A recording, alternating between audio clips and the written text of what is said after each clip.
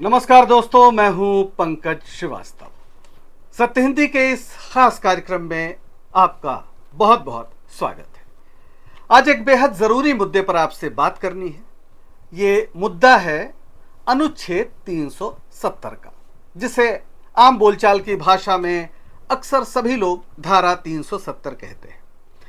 आखिर ये अनुच्छेद 370 जो जम्मू और कश्मीर को एक विशेष दर्जा देता है, वो हमारे संविधान का हिस्सा कैसे बना और क्यों इस पर इतना विवाद रहा है। खास तौर पर आरएसएस और भारतीय जनता पार्टी की ओर से इसे कांग्रेस और खास तौर पर पहले प्रधानमंत्री पंडित जवाहरलाल नेहरू की एक बड़ी असफलता के रूप में चिन्हित किया जाता रहा है।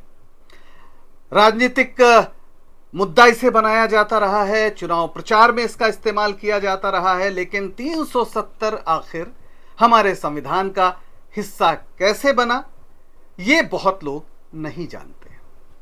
370 की कहानी आपको सुनाऊं इससे पहले आपको ये जानना जरूरी है कि आखिर आजादी के समय क्या वो माहौल था जिसमें जम्मू कश्मीर को विशेष रियायत देने की जरूरत पड़ी।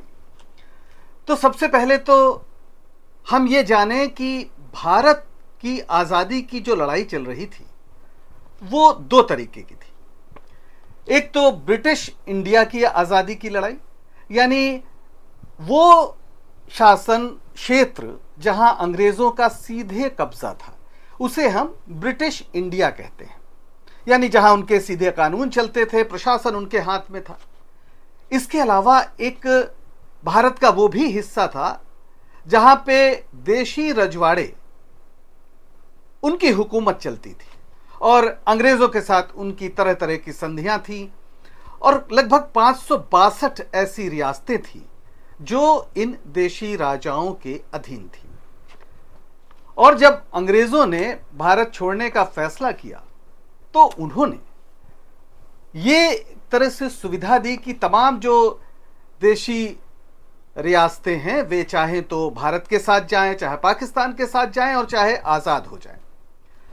कांग्रेस की एक नीति थी कि वो जो आजाद भारत का सपना देख रही है उसमें ये देशी रियासतें भी शामिल होंगी।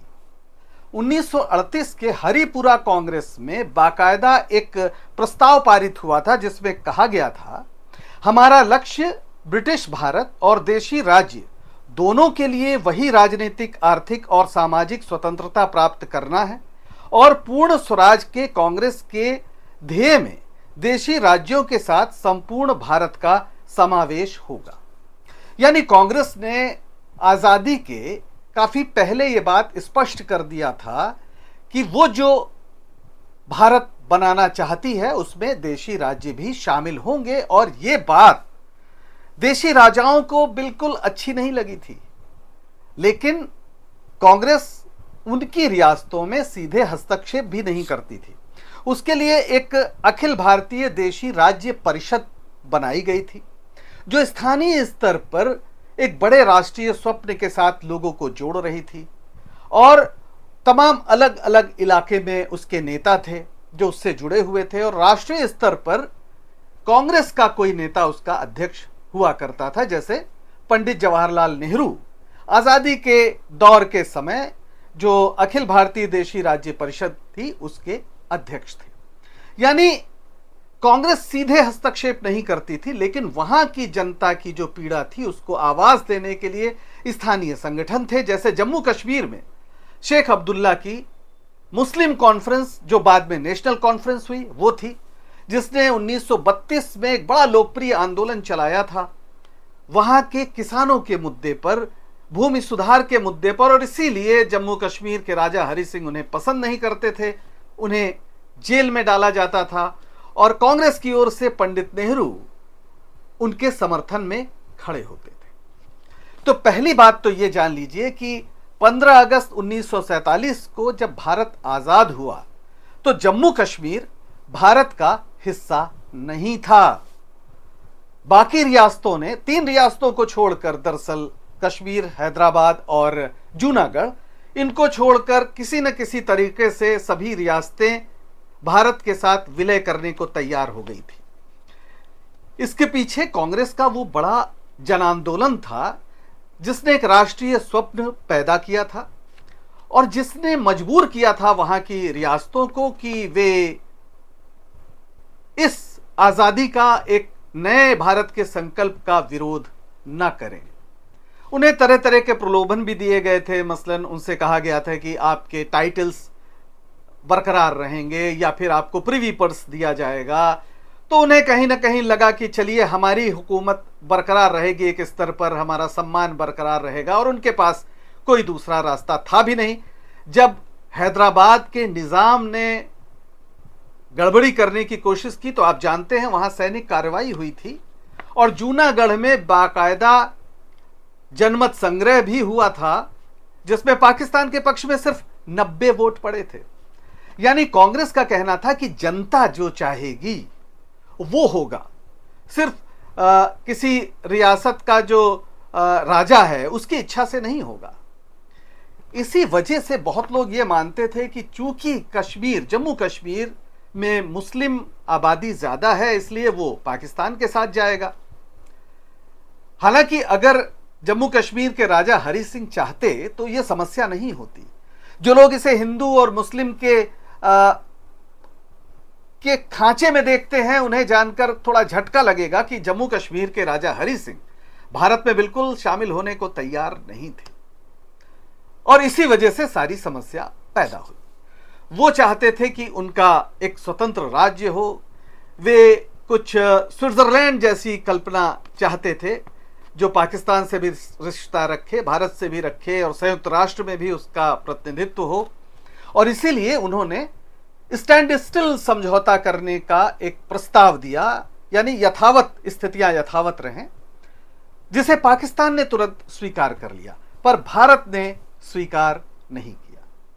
इसके पीछे कहीं ना कहीं जिन्हें सबसे ज्यादा गुनहगार बताया जाता है वो पंडित नेहरू और उनका विजन था, उनकी सोच थी, जिनके दिल में कश्मीर था, जिनके पुरखे कश्मीर से आए थे। और उससे भी बड़ी बात यह थी कि वो जम्मू कश्मीर को अपने साथ रखकर, भारत के साथ लाकर ये साबित करना चाहते थे कि जिन्ना जिस टू नेशन थ्योरी के आधार पर भारत का विभाजन कर रहे हैं वो एक गलत थ्योरी है। जम्मू कश्मीर की बड़ी आबादी शेख अब्दुल्ला के नेतृत्व में एक सेकुलर भारत चाहती थी, लेकिन उसकी राह में अगर कोई रोड़ा थे तो वो थे राजा हरि सिंह। राजा हरि सिंह काफी देर करते जा रहे थे, विलय की बात नहीं मान रहे थे। तो चूंकि वो भारत का हिस्सा 15 अगस्त से पहले नहीं बना था तो भारत सरकार कोई कार्रवाई नहीं कर सकती थी। इधर ये खबरें आने लगी कि वहां पर कबायलियों के जरिए पाकिस्तान घुसपैठ कराकर कब्जा करना चाहता है और इधर नेहरू चाहते थे कि किसी तरह वहां पर सैनिक कार्रवाई कर दी जाए। और इसी संदर्भ में उन्होंने 27 सितंबर को एक पत्र लिखा था सरदार पटेल को, जिसमें उन्होंने साफ कहा था कि यहां जल्द से जल्द सैनिक कार्रवाई कुछ इस तरह से किया जाए या कुछ ऐसा किया जाए कि शेख अब्दुल्ला को लेकर विलय कर लिया जाए। लेकिन लॉर्ड माउंटबेटन इसके लिए तैयार नहीं थे। उनका कहना था कि इससे युद्ध भड़क सकता है।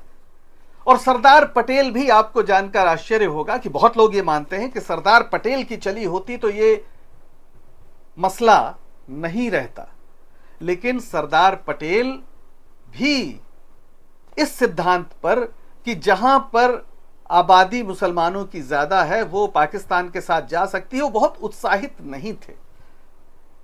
और ये बात मैं खुद नहीं कह रहा हूं, एक बहुत बड़े पत्रकार हमारे देश के हुए हैं, कुलदीप नैयर साहब, जो सियालकोट से भारत आए थे विभाजन के बाद। यहां उन्होंने पत्रकारिता शुरू की और बाद में वो गृह मंत्री गोविंद वल्लभ पंत के प्रेस सचिव रहे, फिर लाल बहादुर शास्त्री प्रधानमंत्री जब थे उनके प्रेस सचिव रहे।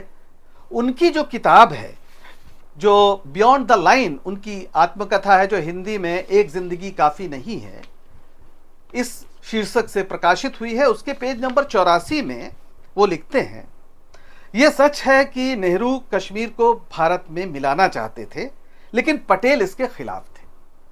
शेख अब्दुल्ला ने कई वर्षों के बाद एक इंटरव्यू में 21 फरवरी 1971 में मुझे बताया था कि पटेल ने उनके साथ बहस करते हुए कहा था कि चूंकि कश्मीर मुसलमानों की बहुसंख्या वाला क्षेत्र है, इसलिए उसे पाकिस्तान से मिलना चाहिए।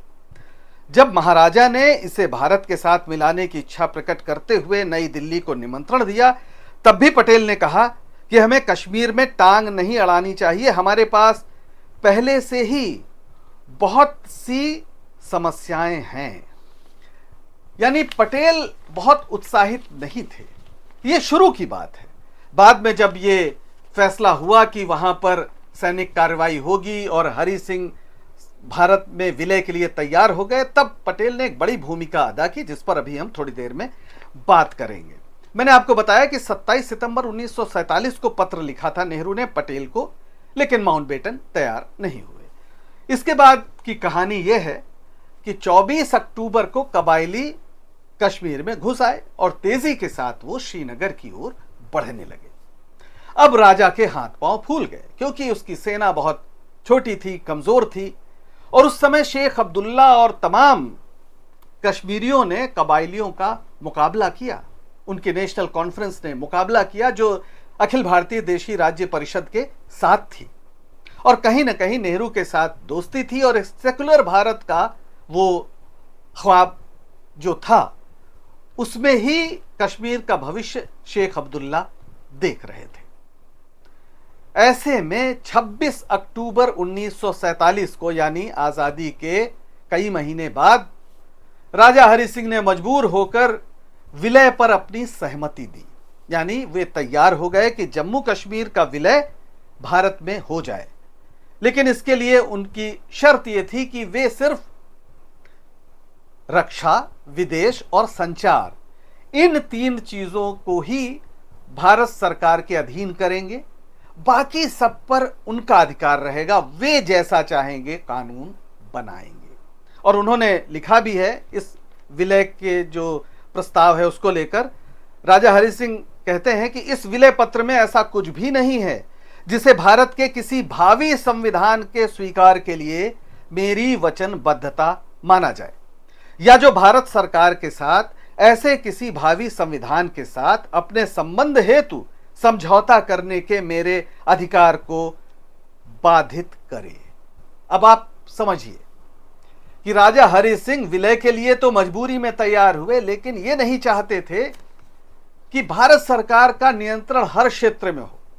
यानी जो विशेष दर्जे की बात है, अलग एक अपना अस्तित्व बनाए रखने की बात है, वो राजा हरि सिंह की इसी मांग के चलते हुआ।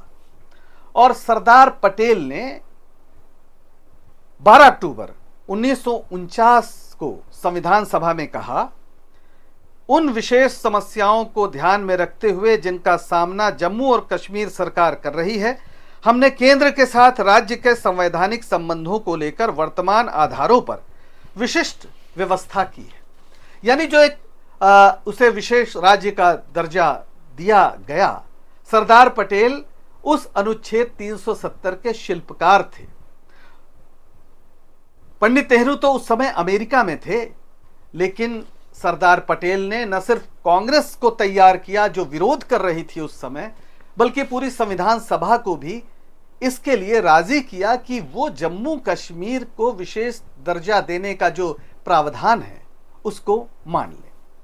तो जो लोग कहते हैं कि सरदार पटेल इसके खिलाफ थे और नेहरू चाहते थे, वे दरअसल तथ्यतः गलत बात कहते हैं। अब आइए देखते हैं कि 370 जो हमारे संविधान में शामिल हुआ, संविधान सभा में जिसकी स्वीकृति हुई, उसमें क्या खास बात थी। उसमें 6 प्रमुख मुद्दे थे। पहला, जम्मू और कश्मीर को अलग संविधान बनाने की इजाजत होगी। भारतीय संसद के अधिकार रक्षा, विदेश मामलों और संचार तक सीमित रहेंगे, ये दूसरा। और अन्य मामलों में परिवर्तन राज्य सरकार की सहमति से ही हो सकेंगे, ये तीसरा मुद्दा था। चौथा मुद्दा था कि यह सहमति अस्थायी होगी, जिसे संविधान सभा से पुष्ट करना होगा। यह संविधान सभा जम्मू कश्मीर की संविधान सभा के बारे में यहां कहा गया। और पांचवा, राज्य सरकार को सहमति देने का अधिकार केवल तभी तक होगा जब तक संविधान सभा की बैठक नहीं बुलाई जाती। संविधान बना देने के बाद संविधान सभा भंग कर दी जाएगी। और आखिरी ये था कि राष्ट्रपति को इस धारा को हटाने या संशोधित करने का अधिकार है, लेकिन इसके लिए संविधान सभा की संस्तुति आवश्यक होगी। अब आप यहां देखें कि ये सारा कुछ जो चल रहा है, ये किसी तरह जम्मू कश्मीर को भारत का हिस्सा बनाने की कोशिशों के तहत हुआ, वरना वो भारत का हिस्सा नहीं बनता। यानी हम कह सकते हैं कि अनुच्छेद 370 की वजह से ही जम्मू और कश्मीर भारत का हिस्सा बना, जिस पर बाद में इतना विवाद हुआ। दरअसल ये पंडित नेहरू का स्वप्न था और इसके पीछे सरदार पटेल की कूटनीति थी, जिसकी वजह से यह संभव हो पाया। और सरदार पटेल के सचिव वी शंकर, जिन्होंने उनके तमाम पत्रों का संपादन किया है, नवजीवन ट्रस्ट जो अहमदाबाद का है उसका प्रकाशन है, उसने सरदार पटेल के चुने हुए पत्र प्रकाशित किए हैं। उसके पेज नंबर 221 में वी शंकर जो लिखते हैं वो बड़ा महत्वपूर्ण है।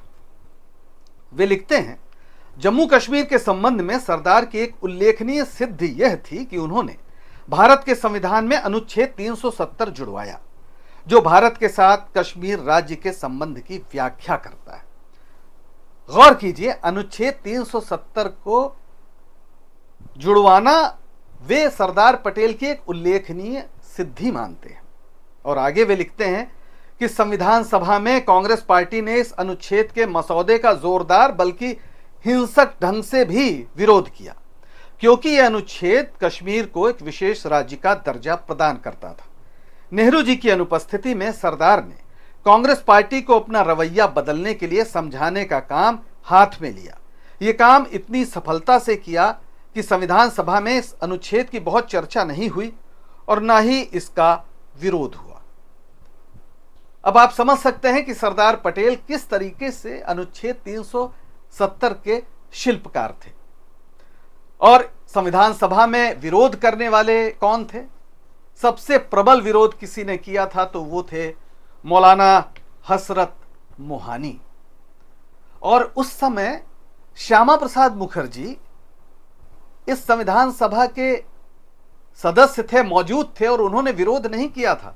जिनके बारे में नारे लगते हैं कि वे कश्मीर के लिए बलिदान हुए, उन्होंने विरोध नहीं किया था। उन्होंने विरोध किया था जब 8 अप्रैल 1950 को नेहरू लियाकत पैक्ट हुआ, जिसे हम दिल्ली समझौते के रूप में जानते हैं, जिसमें दोनों सरकारों ने ये वादा किया था कि वे अपने अल्पसंख्यकों की रक्षा करेंगे। इस मुद्दे पर श्यामा प्रसाद मुखर्जी ने नेहरू कैबिनेट से इस्तीफा दे दिया। यानी जब 370 शामिल किया गया अनुच्छेद संविधान में, तो श्यामा प्रसाद मुखर्जी ने कोई विरोध नहीं किया था, जिसको लेकर बहुत प्रचार किया जाता है। अब आइए जम्मू कश्मीर के संविधान सभा की बात कर लेते हैं। 1 मई 1951 को घोषणा हुई कि संविधान सभा के सदस्यों का चुनाव होगा। 1 सितंबर 1951 को संविधान सभा का चुनाव हुआ, जिसमें नेशनल कॉन्फ्रेंस ने सभी सीटें लगभग जीत ली। 5 नवंबर को इसका पहला सत्र बुलाया गया, जिसमें कर्ण सिंह को, यानी राजा हरि सिंह के बेटे को सदर रियासत और शेख अब्दुल्ला को वजीर आजम बनाया गया। यह उसकी विशिष्टता का प्रतीक था कि वहां पर राज्यपाल नहीं, सदर रियासत होगा, वहां पर मुख्यमंत्री नहीं, वहां पर वजीर आजम कहा जाएगा। और इस संविधान सभा ने राज्य के तमाम मसलों पर कानून बनाए और 17 नवंबर 1956 को यह संविधान सभा भंग कर दी गई। यानी अब इस अनुच्छेद को हटाने के लिए जिस संविधान सभा की आवश्यकता थी वो थी ही नहीं। इसका मतलब यह नहीं है कि कोई परिवर्तन नहीं हुए। सच्चाई यह है कि विधानसभा को, जम्मू कश्मीर की विधानसभा को संविधान सभा का स्थानापन्न मानते हुए न जाने कितने परिवर्तन हुए। जैसे 1954 में चुंगी, आबकारी, डाक और नागरिक उड्डयन के नियम जम्मू कश्मीर में लागू कर दिए गए। 1958 में आईएएस और आईपीएस की वहां नियुक्ति होने लगी। सीएजी का अधिकार भी राज्य पर लागू हुआ। 1959 में भारतीय जनगणना कानून लागू हुआ। 1960 में सर्वोच्च न्यायालय ने जम्मू कश्मीर उच्च न्यायालय के निर्णयों के विरुद्ध अपील सुननी शुरू की।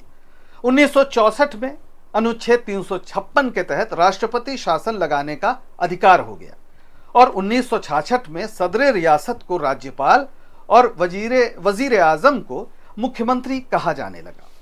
यानी अगर आप देखें तो धीरे धीरे ये अनुच्छेद घिसता चला गया, लेकिन चूंकि विधानसभा से ये सारा प्रस्ताव पारित हो रहा था तो ये कहा गया कि ये एक तरह से जम्मू कश्मीर के लोगों की सहमति से हो रहा है, इसलिए इसमें कुछ भी गलत नहीं है और जो संविधान की मूल भावना थी उसका उल्लंघन नहीं किया गया। और आप देखें तो ऐसे तमाम विशेष प्रावधान इस भारत का जो एकीकरण हुआ राज्यों का, उसमें अन्य राज्यों के साथ भी हुआ। अंडमान निकोबार में, अरुणाचल प्रदेश में, हिमाचल प्रदेश में भी आप जमीन नहीं खरीद सकते हैं, ये आज भी ये कानून लागू है। और ऐसा इसलिए कि ऐसे जो विशिष्ट भौगोलिक क्षेत्र रहे हैं वो बड़ी लुभावनी जगह हैं और वहां पर पैसे वाले जाकर अंधाधुंध खरीद ना करें, वहां का पर्यावरण ना बिगाड़ें, वहां की जो स्थानीय संस्कृति है वो बाहरी लोगों के प्रवेश से बदल ना जाए, इस चिंता के तहत ये सब किया गया। और बहुत से कानून जो डोगरा शासन के थे वो सब लागू रहे। जैसे कि एक ये कानून था कि अगर वहां की लड़की किसी बाहर के नागरिक से, किसी अन्य राज्य के नागरिक से शादी करती है तो उसके अधिकार जो पैतृक संपत्ति पे या जमीन पर वो सब नहीं रह जाएंगे। लेकिन ये भी बदल दिया गया। 2002 में 17 अक्टूबर को सर्वोच्च न्यायालय ने, माफ करिएगा, जम्मू कश्मीर हाई कोर्ट ने एक ऐतिहासिक फैसला दिया जिसके तहत ये माना गया कि बाहर भी कोई शादी करेगा तो फिर उसके पैतृक संपत्ति में अधिकार बरकरार रहेंगे। तो ये पूरा मसला था। जब ये कानून हटाया गया तो विरोध पूरा इसीलिए किया जा रहा था कि आखिर यहां पर जो वायदा किया गया था वो पूरा नहीं किया गया है जम्मू कश्मीर के लोगों के साथ। तो ये एक बहुत महत्वपूर्ण मुद्दा है कि किस तरीके से जम्मू कश्मीर जो 15 अगस्त 1947 को हमारे साथ नहीं था, यानी भारत के साथ नहीं था, वो भारत के साथ लाया गया। और ये जो सिद्धांत था कि अगर मुस्लिम आबादी है तो वो चली जाएगी पाकिस्तान में और जहां हिंदू बहुमत है वही रहेगा भारत में, इस टू नेशन थ्योरी को जम्मू कश्मीर को अपने साथ लाकर भारतीय नेतृत्व ने, स्वतंत्रता संग्राम के नायकों ने गलत साबित कर दिया। तो एक बहुत बड़ी जीत थी। बहरहाल इसे मुद्दा बनाया गया और लगातार ये मुद्दा बनता रहा राजनीति में। और फिर आप जानते हैं कि 5 अगस्त 2019 को मोदी सरकार ने एक अधिसूचना राष्ट्रपति ने जारी की, ये मानते हुए कि वहाँ विधानसभा नहीं है लेकिन राज्यपाल में विधानसभा की शक्ति निहित है। इस अनुच्छेद को हटा दिया गया। अब ये पूरा मामला सुप्रीम कोर्ट के पाले में है और सब लोग इंतजार कर रहे हैं कि क्या फैसला होता है। लेकिन इतना तो तय है कि एक जो गाना है ना, हम लाए थे तूफान से कश्ती निकाल के, इस देश को रखना मेरे बच्चों संभाल के, उसमें बच्चों की सहमति भी बहुत जरूरी थी। और जम्मू कश्मीर को साथ लाना एक बहुत बड़ा प्रयोग था और जिसमें हमारे नेताओं को, हमारे स्वतंत्रता संग्राम के नायकों को एक बड़ी सफलता हासिल हुई। आज के लिए बस इतना ही। उम्मीद है आपको ये पूरा जो एक्सप्लेनर है, जो एक विश्लेषण है, वो पसंद आया होगा। अब मुझे दीजिए इजाजत और आप मुझे YouTube चैनल है जो मेरा डॉक्टर पंकज स्पीक्स, उस पर भी फॉलो कर सकते हैं, सब्सक्राइब कर सकते हैं। सत्य हिंदी में इतिहास के मुद्दों पर, उनकी गुत्थियों पर, उन्हें सुलझाने के लिए आगे भी हम ऐसे कार्यक्रम पेश करते रहेंगे। नमस्कार। सत्य हिंदी का ऐप डाउनलोड करें गूगल प्ले स्टोर पर।